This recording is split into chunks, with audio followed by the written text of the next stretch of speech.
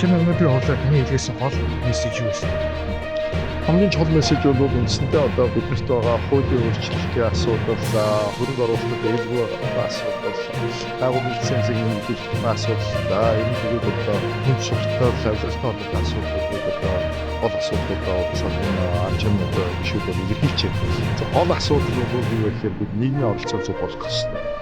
Оролцогч талуудын балансыг барьж иж бид энэ салбараа авч яваа.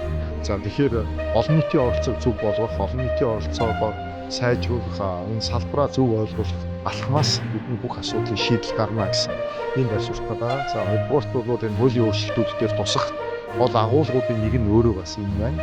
За энэ нь бол бизнесийн салбараа дэмжинэ гэдэг бодлого хит их явбал заалын очих юм уу? Тэрнтэй хит их одоо бүгдийн нөгөө бизнес хийх юм чадахгүй болж байгаа юм. Тэгэхээр энэ зохицуултыг хийх үйл нь өөрөө төрийн бодлогын асуудал. Тэгэхээр төрийн зүгээс бол энэ маргаантай байгаа асуудлууд оролцогч талуудыг ойлгуулцуулах зохицуулах асуудлыг бол хийн. Энд бол одоо гол анхаарлаа хандуулж ажиллана гэсэн юм бодлоо агуулж байна. Түүнийг бас нэрлэлээ. За манай өнөөдрийн хурал төсөөлсөн ажлын амжилт. За